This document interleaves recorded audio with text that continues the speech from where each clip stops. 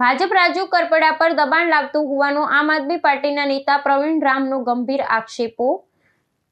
જેલના સીસીટીવી તપાસવાની કરી માંગ. ચૂંટણી સમયે આમ આદમી પાર્ટીના નેતાઓની હેરાનગતિનો દાવો. કેજરીવાલ અને ઇટાલિયાને મળવા પર પ્રતિબંધ મુદ્દે વિરોધ કર્યો. નમસ્કાર મિત્રો, તમામ મીડિયા મિત્રોનું સ્વાગત છે. આજે જેમ સાગરભાઈએ વાત કરી એમ યુએસ અને ઇન્ડિયા ટ્રેડ ડીલ બાબતે ઇન્ડિયાના આપણા દેશના ખેડૂતોને શું નુકસાન થવાનું છે એમની વિગતવાર ચર્ચા માનનીય સાગરભાઈએ કરી છે. આમ આદમી પાર્ટી કાયમી માટે આ દેશના અને આ ગુજરાત રાજ્યના ખેડૂતો માટે હરહંમેશ ગ્રાઉન્ડ ઉપર લડતી આવેલી પાર્ટી છે અને એમના અનેક ઇતિહાસો પણ છે. હમણાં તાજેતરમાં જ હળદર મુકામે પણ જે આંદોલન થયું ખેડૂતો માટે આમ આદમી પાર્ટીએ મજબૂતાઈથી લડાઈ લડી. અન્ય વખતે પણ ઘણા સમયથી ગુજરાતમાં પણ કોઈ ખેડૂતોના પ્રશ્ન હોય તો હરહંમેશ આમ આદમી પાર્ટી લડતી આવી છે.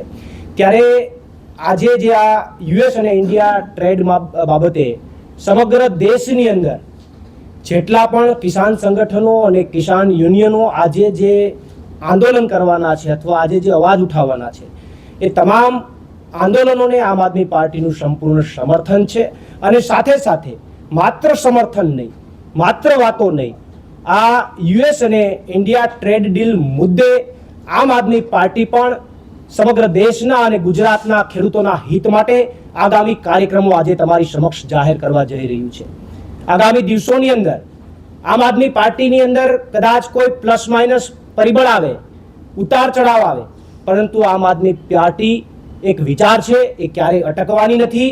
એમની ગતિવિધિઓ, એમનું કાર્ય, ખેડૂતો માટેનું કાર્ય, ગુજરાતની જનતા માટેનું કાર્ય ક્યારેય અટકવાનું નથી. અને એનું પ્રમાણ આજે છે કે કદાચ કોઈ પણ વાત આવે, ઊભી થાય, પ્લસ થાય, માઇનસ થાય, પણ આમ આદમી પાર્ટીની જે વાત છે, જે લોકો માટેની લડવાની જે એમની ગતિ છે એમાં ક્યાંય બ્રેક લાગવાની નથી. ને એટલા માટે આજે જે યુએસ અને ઇન્ડિયા ટ્રેડ મુદ્દે જે ખેડૂતોને નુકસાન થઈ રહ્યું છે એમની અંદર ખેડૂતોના હિત માટે આમ આદમી પાર્ટી એક અભિયાન શરૂ કરવા જઈ રહી છે અને એ અભિયાનનું નામ છે ટ્રેડ ડીલ હટાવો કિસાન બચાવો અભિયાન.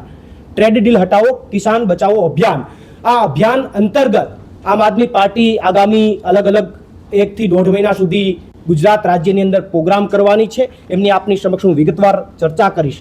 આગામી 14 ફેબ્રુઆરીના રોજ આમ આદમી પાર્ટીના પ્રદેશ નેતાઓ, અમારા ધારાસભ્યશ્રીઓ, તમામ લોકો માનનીય ગવર્નર સાહેબને આ મુદ્દે મળશે, એમની સાથે વિગતવાર ચર્ચા કરશે અને આખી વાત જે છે એમના સુધી રજૂ કરશે.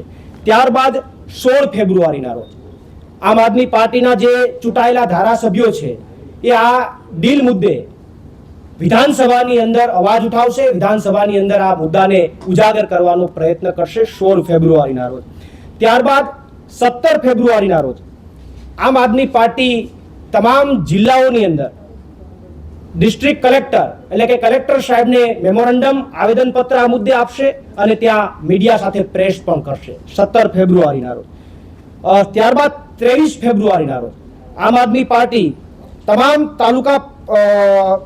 તાલુકાઓ પર પણ આ જ્ઞાપન આપશે, આવેદનપત્ર આપશે અને ત્યાંથી અમારા કાર્યકર્તા FB લાઈવ થઈ અને આ મુદ્દે પોતાની વાત રજૂ કરશે અને ખેડૂતોના હિત માટે આ મુદ્દે લડત આપશે. ત્યારબાદ 25 ફેબ્રુઆરીથી સમગ્ર ગુજરાતના અલગ અલગ જગ્યાઓ પર આમ આદમી પાર્ટી કિસાન બચાવો સભાના નામથી અલગ અલગ સભાઓ કરશે અને ગાંધી ચિંધ્યા માર્ગે આંદોલન કરશે. અને ત્યારબાદ 9 માર્ચના રોજ ગાંધીનગર ખાતે કિસાન બચાવો મહાપંચાયત 9 માર્ચ ગાંધીનગર ખાતે કિસાન બચાવો મહાપંચાયતનું આયોજન થશે અને આયોજનની અંદર માનનીય અરવિંદ કેજરીવાલજી ઉપસ્થિત રહેશે. આ આખા અભિયાન અંતર્ગત 14 ફેબ્રુઆરીથી શરૂ થનારું અભિયાન 9 માર્ચ સુધી ચાલશે. ગુજરાતના ખેડૂતોના હિત માટે ચાલશે અને ગુજરાતમાં જ્યાં ઇન્ડિયા અને યુએસ ટ્રેડ ડીલથી જે ખેડૂતોને નુકસાન થવાનું છે એ મુદ્દે આમ આદમી પાર્ટી ગ્રાઉન્ડ ઉપર જઈ અને તાકાતથી અવાજ ઉઠાવશે. એ આખું અભિયાન આપની સમક્ષ આગામી પ્રોગ્રામો મેં તમારી સમક્ષ રજૂ કર્યા છે. અમે બેનર મારફત પણ જે અમારું અભિયાન છે એને આપની સમક્ષ અત્યારે ખુલ્લું મૂકીશું.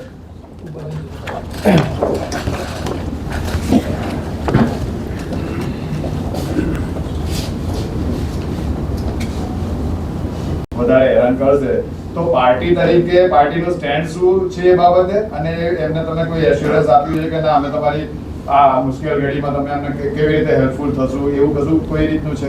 ચોક્કસથી જ્યારે એમણે એમની આ વાત અને એમની ચિંતા જણાવી કે આ પરિસ્થિતિ છે, અમારે જેલમાં જવાની પરિસ્થિતિ આવે એમ છે, પરિવારને મુશ્કેલી સર્જાય એમ છે, એ સ્થિતિની અંદર વ્યક્તિગત રીતે મેં પણ એમને જે તે સમયે ખૂબ પુશ કરેલા કે ભાઈ આ એક પ્રેશર ટેકનિક છે, આમાં ડરવાની જરૂર નથી, જે કંઈ પણ થશે એ કાયદાકીય લડાઈ, આમની અંદર કાયદાકીય લડાઈઓના ઘણા બધા ઓપ્શનો છે, તો આપણે લડીશું, પાર્ટી આપણને સહયોગ આપશે, અને પાર્ટી એ વાતની અંદર ત્યારે પણ એગ્રી હતી, અને છૂટા પછી પણ પાર્ટી એમની સાથે મળીને એ વાતનું એમને એશ્યોરન્સ કર્યું હતું કે જે કંઈ પણ જૂના કેસો છે એમાં કાયદાકીય લડત લડવાની સંપૂર્ણ જવાબદારી પાર્ટીએ એવું કીધું હતું કે કાયદાકીય લડત લડવામાં અમે ખંભેથી ખંભો મિલાવીને તમારી સાથે ઊભા રહીશું, એટલે પાર્ટીએ એમનો રોલ અદા કર્યો છે. તો એમને ભરોસો ના રહ્યો પણ આ એશ્યોરન્સ ઉપર. હવે એ તો રાજુભાઈને પૂછવું રહ્યું કે કઈ વાત ઉપર ભરોસો રહ્યો, કોની વાત ઉપર ન રહ્યો, અને કયા કારણોસર એને જવું પડ્યું, શું એવું થયું કે એને જવું પડ્યું, શા માટે જવું પડ્યું, એ મારા ખ્યાલથી રાજુભાઈ જ વધારે જણાવી શકશે.